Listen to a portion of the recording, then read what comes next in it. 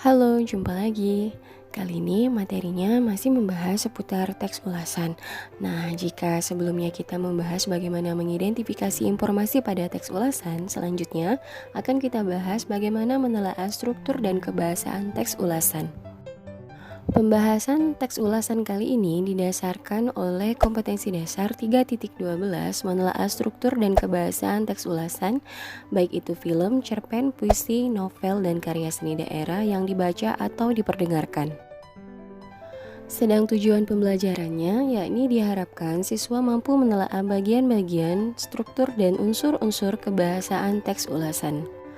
Jadi, submateri yang akan kita pelajari pada pembahasan kali ini akan berfokus pada dua hal, yakni struktur teks ulasan dan kaidah kebahasaannya.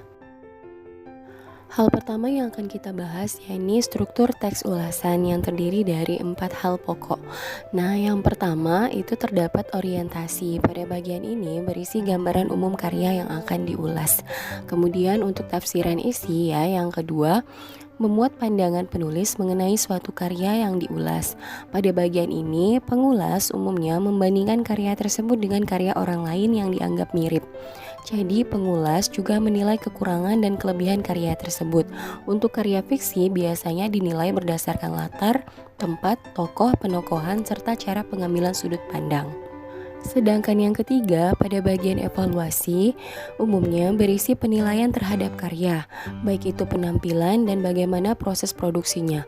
Bagian ini juga berisi tentang gambaran terperinci karya yang diulas. Dan yang terakhir, rangkuman. Pada bagian ini, rangkuman penulis memberikan ulasan akhir berupa simpulan karya, di mana terdapat pertimbangan kelayakan dari karya tersebut. Jadi, sementara dapat kita simpulkan bahwa teks ulasan yang baik harus disusun sesuai dengan struktur teks. Dan selain itu, harus menggunakan kaidah kebahasaan yang dianjurkan termasuk kaidah ejaan. Berikut pembahasan kita selanjutnya berkenaan dengan unsur-unsur yang menjadi kaidah kebahasaan dalam ulasan sebuah karya. Unsur kebahasaan yang biasanya terdapat dalam teks ulasan yakni istilah, sinonim dan antonim, verba, nomina, pronomina, konjungsi, preposisi, artikel, dan kalimat simpleks serta kompleks. Berdasarkan unsur kebahasaan teks ulasan yang tadi sudah dipaparkan, berikut penjelasan lebih jelasnya. Nah, untuk istilah adalah kata atau gabungan kata yang dengan cermat mengungkapkan makna, konsep, proses, keadaan, atau sifat yang khas dalam bidang tertentu. Istilah khusus adalah istilah yang digunakan untuk bidang tertentu dan pemakaiannya hanya dipahami oleh orang yang berkecimpung dalam bidang tersebut. Berikutnya ada sinonim dan antonim. Sinonim adalah kata yang memiliki bentuk yang berbeda tetapi memiliki arti atau pengertian yang sama. Sedangkan yang dimaksud dengan antonim adalah kata yang artinya berlawanan satu dengan yang lain. Jadi dapat disimpulkan, jika sinonim itu persamaan, maka antonim adalah perlawanan kata. Sekarang kita lanjut ke verba. Verba atau yang dikenal dengan istilah kata kerja. Jadi verba di sini dibagi menjadi dua jenis, yaitu verba aktif dan verba pasif.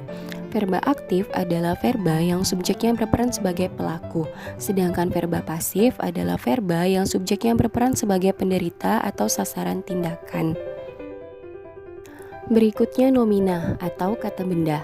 Nah, nomina adalah kelas kata yang menyatakan nama dari seseorang, tempat, atau semua benda dan segala sesuatu yang dibendakan.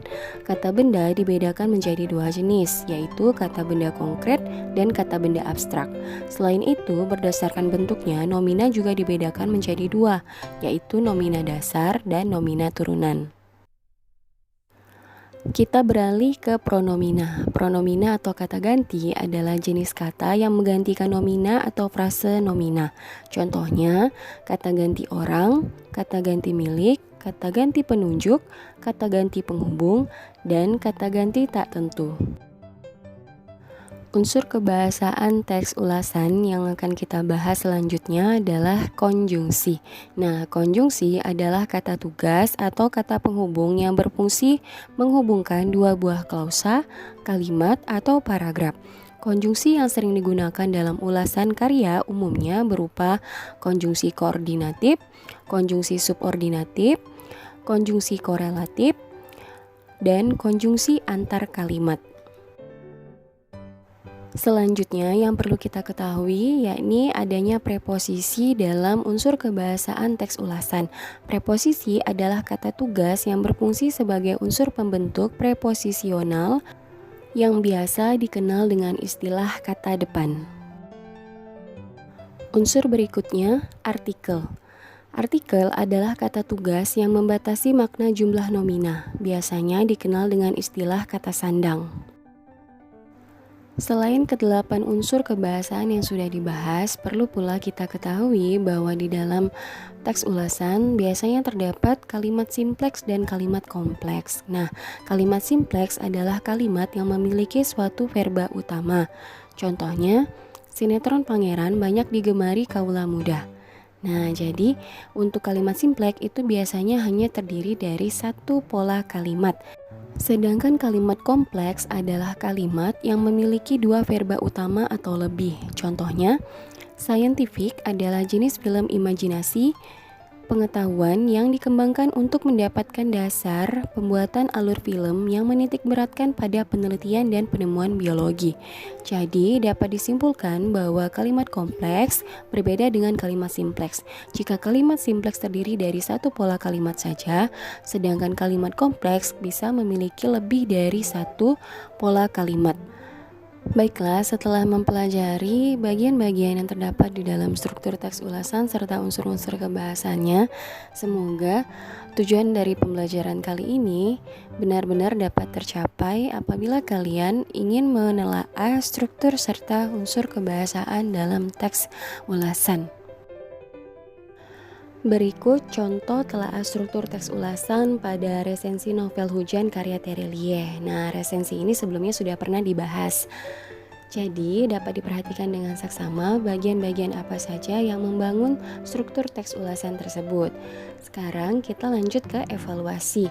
Jika tadi sudah menelaah struktur-strukturnya, berdasarkan contoh resensi novel Hujan karya Terelie tersebut, silakan analisis unsur kebahasaan yang terdapat dalam teks ulasannya.